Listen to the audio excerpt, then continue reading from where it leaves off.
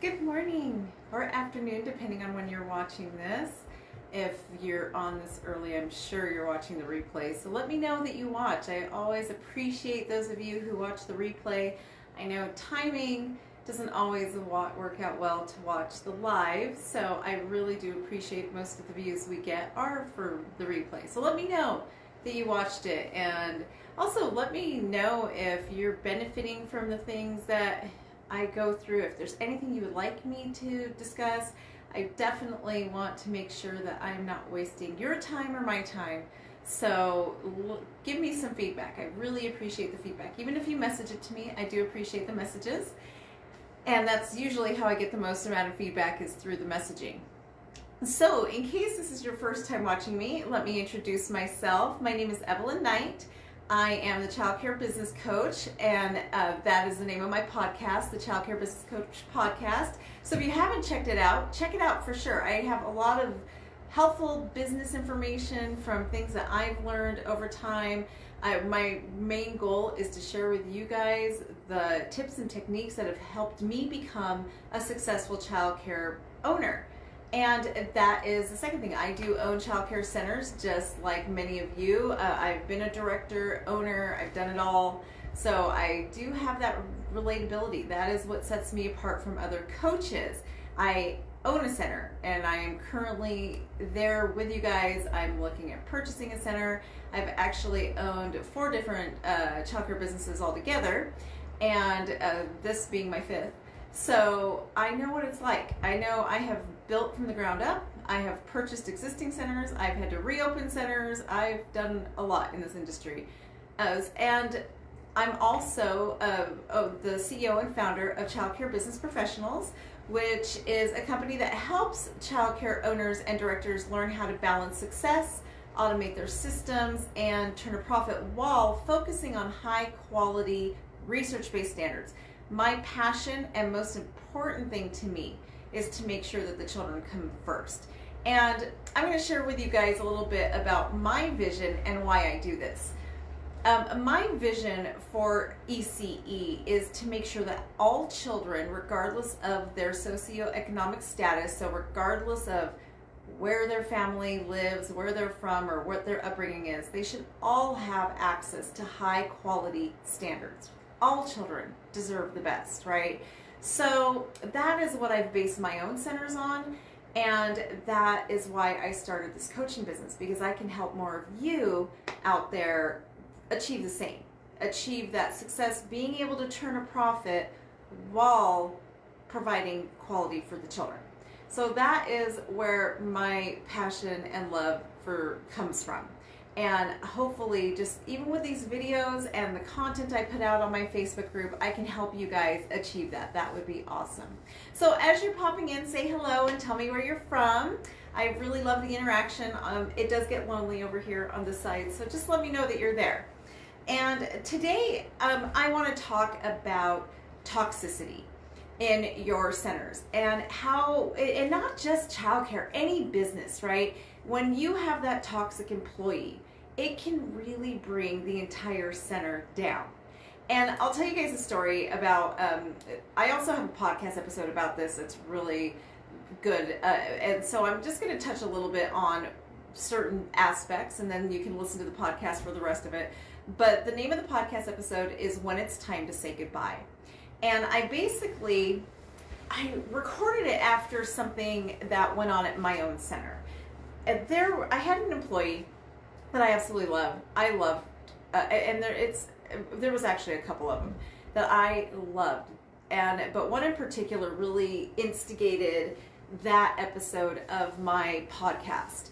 And she was awesome, and I knew her since she was pretty young. Her siblings went to my center, and when I hired her, she was pretty young, and she stayed with me for years, and I really tried to mentor her. But there came a time where she outgrew us, and I knew she outgrew us. And she, there's a couple times she put her notice in once, and I talked her out of it, and I really just wanted to hold on to her because she was a great, amazing teacher, and I just really cared about her, and I really just loved this teacher. And it was somebody I really just mentored. But when it was time, I didn't let her go.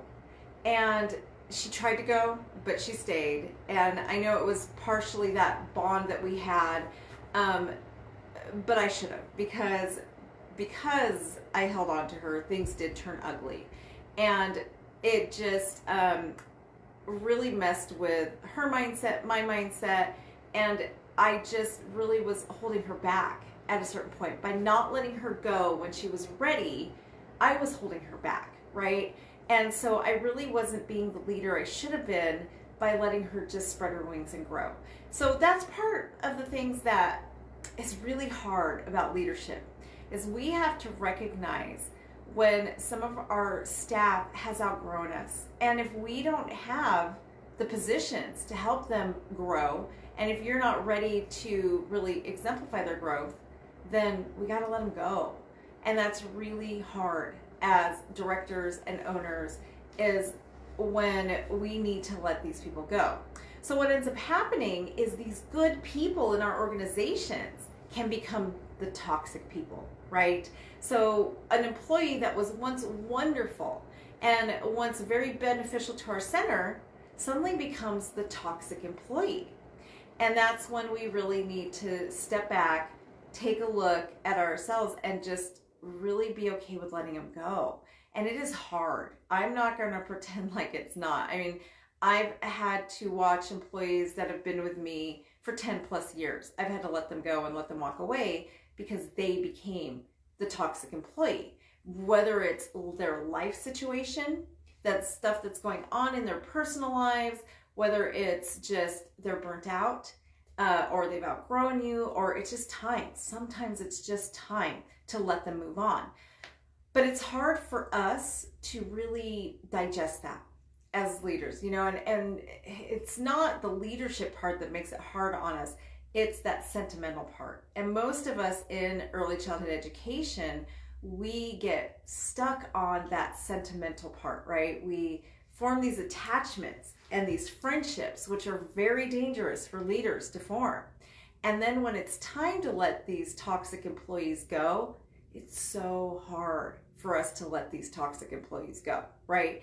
And again, I really want to stress to you guys that not all employees start as toxic. I mean, like I just said, I've had an employee that was amazing and awesome, and literally she probably started turning toxic 8.5 to 9 years in. And then right before her 10th anniversary, it was very clear that it was time for her to go. So it's very, very hard when you have an employee that has been stellar for 8 years and then suddenly they change, right? Suddenly they're toxic. And we have to sit back and really analyze, okay, is this temporary? Maybe it's something they're going on through their lives. Can we help? But when it starts to become prolonged, and when we realize, oh no, this is it. This is who this employee's become, and this isn't going to get any better, then we have to make that really, really hard decision to let them go. Getting rid of toxic employees is vital. Just getting rid of toxicity, you guys, in your lives, absolutely vital to your mindset, right? So that's something that I just really challenge you to look at. And you guys know, one of my go-to questions I ask myself all the time is, if this employee were to quit tomorrow, would I be relieved? How would I feel if this employee decided to put their note? If I got a 2-week notice for this person, would I be like, oh, thank God, just make it a week, or would it just be like, oh, my center's going to suffer? So if you have a feeling that you have a toxic employee, just ask yourself that. And I know what most of you are thinking, it's so hard to hire, and how do I just move on from this toxic employee? And it's hard enough as it is. The hiring pool is hard out there right now, but I can tell you, having a toxic employee is like having a cancer, and it spreads. And when you let that toxicity out, right, when you cut it off and that cancer is gone, it changes the entire environment of your center. So that's something I just really want to challenge you guys on. And that's really just, it's so important to surround your center and yourself with the kind of people that are going to lift you up and lift your center up and help your center get to that next level. You don't want your center to have those people you just don't want that toxicity. we don't want to let that, because it does become contagious, you guys. And what can end up happening is, and what happened in my situation was, I had one toxic employee, and I knew she was toxic, but it was really hard. And it's not the same one I was talking about earlier, but the one I was talking about earlier got influenced by this toxic employee. And then this is what ends up happening. They go in, they start talking, they get in the other's ears, and next thing you know, you have 3 or 4 people who are dissatisfied and not happy with their job. And now you've got a couple that are toxic. And if you've ever had something happen to you where you've had a bunch of people leave your center all at once, usually it came from one person. Normally, it was that one person that started the that toxicity within your center, the dissatisfaction, and it just spread like wildfire. So that's why it's so important to purge that, deal with it straight up. One of the things that Brandy and I started doing years ago is, as soon as we hear a rumor, we go straight to it. We just go straight to the source. We go straight to the person who is spreading it, who told us, and we confront them. Confrontation is huge, because a couple things on that. First of all, you're going to get down to the truth. You will absolutely get down to the truth of who started the rumor, what really was said, because honestly, by the time it gets to us, it's probably only 50% true. But when you confront these situations head on, it will stop it very fast, and you'll get down to what's really happening. And sometimes the toxicity is something that we just weren't aware of, that we can deal with, right? So that's why it's so important to act fast. As soon as you hear things, do not let it fester. Do not let it blow up, because that will just destroy your center, and you will have one of those mass exodus where 3 or 4 people will leave all at once, right? I had that happen to me years ago. I had actually not had to hire in 3 years at my center. There was a point where I had no turnover, no hiring for 3 full years. And then suddenly, overnight, I had like 5 of my girls leave. And I just suddenly had to replace all these people. And it started with that one person I should have let go. She tried, but I begged her to stay. I kept trying to get her to stay. She had outgrown me, and I just, I should have let her go. And then that one person's dissatisfaction and bitterness started spreading and spreading and spreading. And next thing I knew, they just dropped like dominoes, right? And had I recognized the signs then that I know now, I could have stopped that from happening. And I probably would still have a lot of those ladies with me, because I still have some of them. So it's something to really think about. And again, listen to my podcast episode, because I really do go into detail on the signs you want to look for. And that's what the signs you want to look for are in that podcast episode. Again, it's called When It's Time to Say Goodbye. And I will put in the comments a link so you guys can find it. But I do go through, like, these are the things you want to look for. These are the things you want to be aware of. These are the things that you really want to focus on when you know. And you guys know, I mean, we know, right? We just feel it, and we know. And that person becomes heavy for us to deal with. It becomes just, that person's just that one person that you dread, right? And that's just, we dread that person coming in every day. Or when you know you have to talk to them and deal with it, we get that feeling of absolute dread. So think about that. Those are the kind of things that you want to look for, and that you are going to be aware of. Is just, if you dread dealing with an employee, they probably need to go. Getting the toxic people out of your life is so very important to our mental health, right? And I know we can't get all the toxic people out of our lives. Some of them we're stuck with.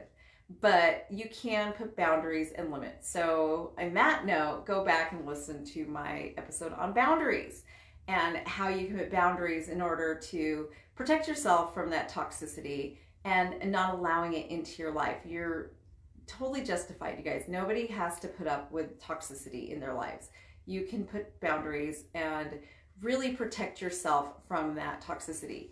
What I really want you guys to focus on and think about, though, is the kind of people you want to surround yourself with, the kind of people you want to put in your centers or in your business in general, are the type of people that fit your values. So it's really important to know, what are your values? What are the values that you want in your center, in your life, in your business, right? And I highly encourage you to write this out. Take a piece of paper, get on your computer, even notes on your phone, and figure out these are the things I value in people, right? For me, it's accountability. I cannot bear people that do not take accountability. It's my number one thing. Trust, honesty is huge. And I love people with work ethic and who take pride in their work, who aren't going to just be okay with doing mediocre jobs. That is one of my biggest pet peeves in life, is if you're okay with mediocre, I am not the person to work for. So, but really that accountability piece is going to encompass all of that.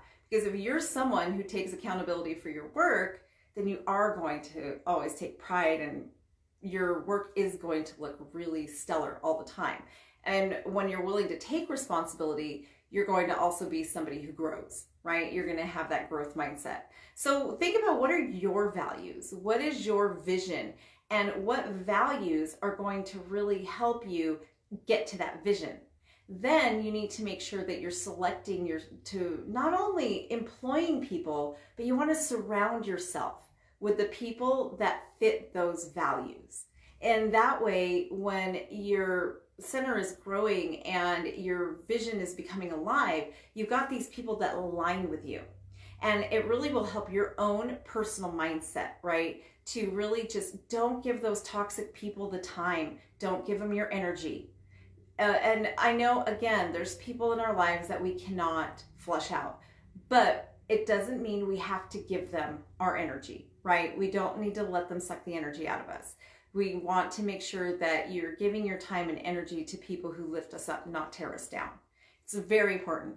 And so if you have an employee that is toxic and tearing down your center, you got to get rid of them. And I know how hard that is. I absolutely know.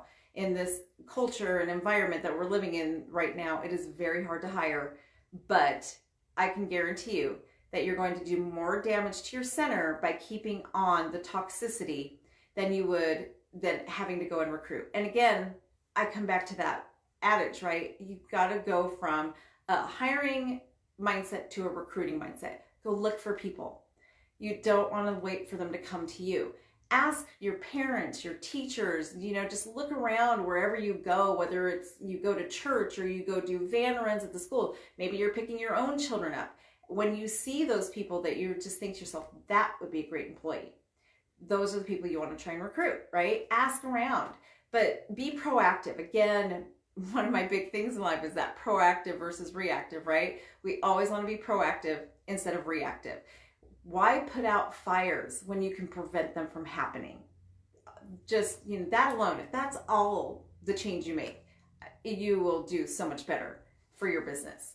So that's really just what I have. One of the things I've been really focusing on right now, and my business guru basically says all the time, she's always saying this key phrase of train for your business like an athlete trains for their sport.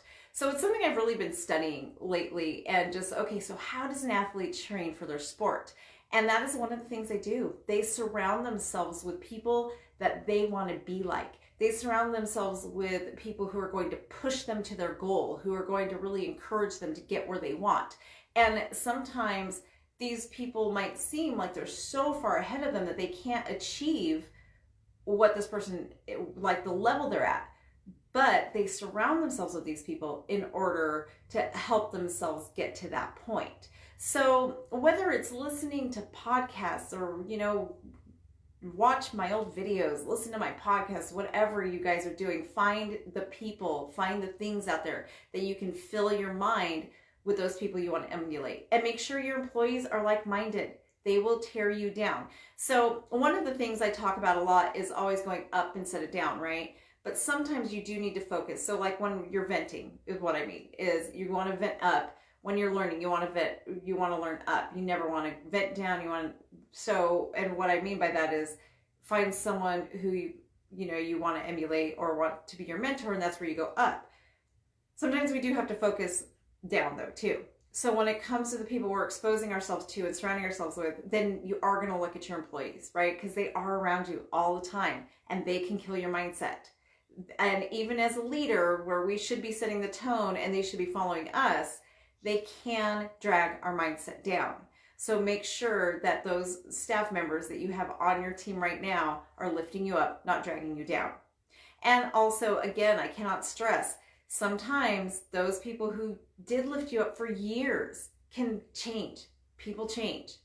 And just life happens. And burnout is very real. So you've got to really watch for that. And a lot of times we can help our staff to come back from burnout, but there are times where we can't. They just get to the point where burnout is just so strong in them that they just can't make their way back. And it's just important when that happens. Yes, it's heartbreaking. I know, I've been there. It's hard. There's 2 employees in particular that I lost that it was very, very, very hard, just because they were stellar for so many years. And then they just burnt out and outgrew me. And it was very hard to say goodbye. But we have to, and that's the thing too, is we can turn employees into toxic employees when we are not focused on what's best for them. I know we always need to focus, number one, I talk about the queen bee. My childcare center, my zoo and around is my queen bee. It gets the priority in everything I do, right? She is my queen bee. And number one. But in order to make your center the queen bee, in order to make sure it is properly served, we also have to put our staff first. And we also have to really nurture them and make sure we're doing what's best for them. Because when you're doing what's best for your staff, they will do what's best for the queen bee, right? So when I wasn't really focused on that, and sometimes I just, my emotions get ahead of me and they just control a lot of my thoughts, and sometimes my logic isn't where it should be, where my logical brain should always be in control in business, right? But sometimes it's hard to say goodbye. And I'm not putting my staff's needs first. But when you really shift that thinking and you really shift into, okay, what is really best for them? In the long run, it really will make it best for your business too. It really will put the center first. When you're putting your staff first and looking what are their personal needs, right? Because I can tell you guys, when you put their personal needs first and their families and all of this, they will start prioritizing you, right? And sometimes they can't. And when they can't, and it's time for you to say goodbye to them, you can do it with mutual respect, right? You can have that tough conversation in that, you've been an awesome employee, but I realize that you're at a point in your life where our relationship and your employment with me are no longer what is best for you and the center, right? And you guys can come from a mutual place instead of okay, you're no good for me anymore, or we're no good for you anymore. And the nice thing about doing it that way is it does preserve the relationship, right? Then you still don't specifically lose that person, because I know for me that is one of the hardest parts, is losing those people. And when you work with someone side by side for 10 years and then suddenly they're gone, that can be really hard. But if you go about it, if you don't wait too long to let them go, to the point that the relationship has deteriorated, and you do this in a mutually respectful way, you can still maintain that relationship. And who knows, years later, I have rehired people. I really have. I actually have one girl, a lady on my team, who's an awesome teacher, that she left for 5 years and then she came back. I have another one who left for about 2 years and came back.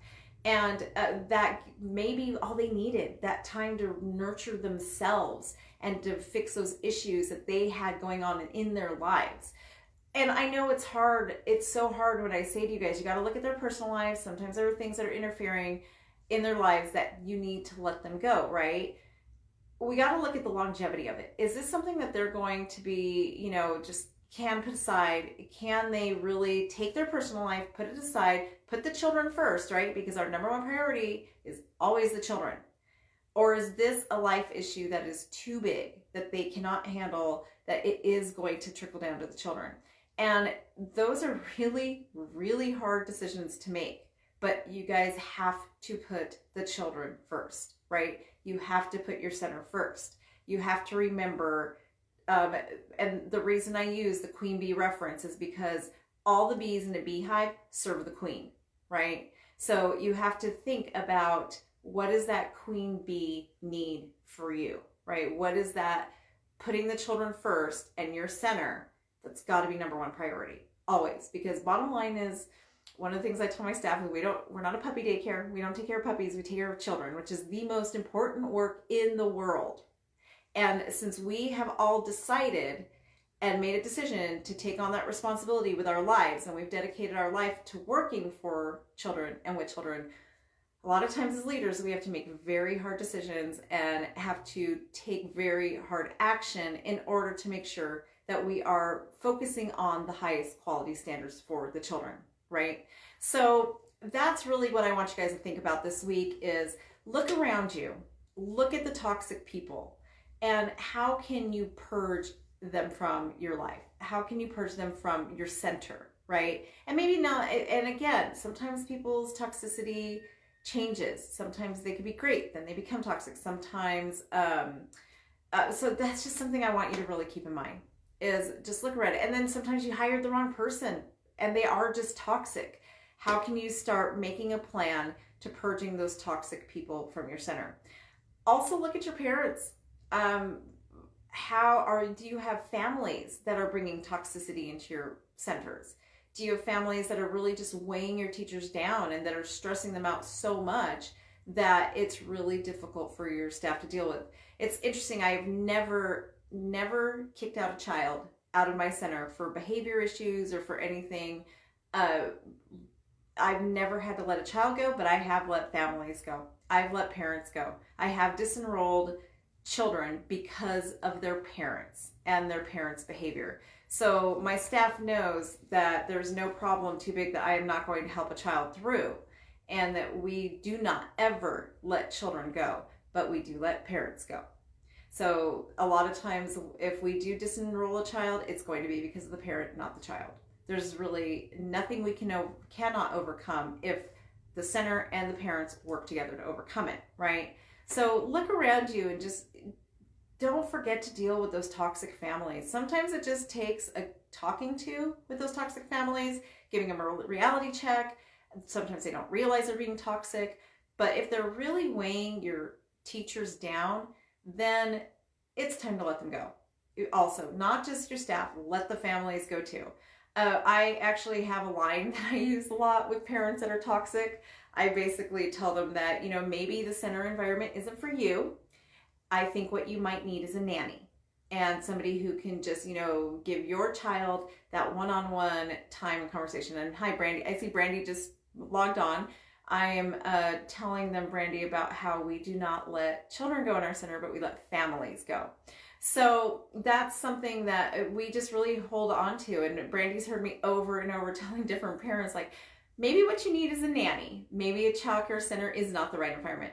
I've even talked to parents about maybe what they need is an in-home childcare, not our big center. We understand a childcare center is not the right environment for all families, right? So if you have a family that is toxic, it might just be that they're in the wrong environment, and there is nothing wrong with that.